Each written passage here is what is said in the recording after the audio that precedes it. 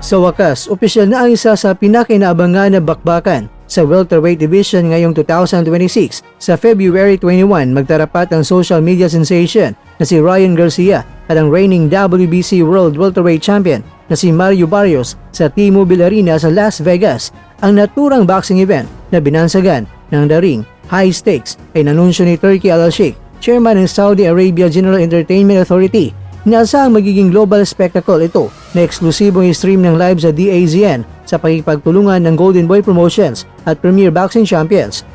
Si Garcia mga kwento ay may kartada na 27 wins, 1 loss at meron siyang 19 knockouts. Nagbabalik sa ring na may matinding gutom para sa isang world title matapos ang kanyang mabang suspension noong 2024 dahil sa issue ng banned substance na Ustarine at ang muling pagkatalo sa kamay ni Rolando Rolly Romero noong nakaraang Mayo. Marami ang komisyon kung karapat-dapat pa siya sa titulong ito. Gayunpaman, nananatiling kumpiyansa ang kampo ni Garcia na world champion ako sa pagsapit ng February 21. Ani ni Garcia, para sa kanya, ito ang tamang pagkakataong patunayan na siya ay isa pa rin sa elite fighter sa kabila ng mga kontrobersiyang kinasangkutan sa labas ng ring.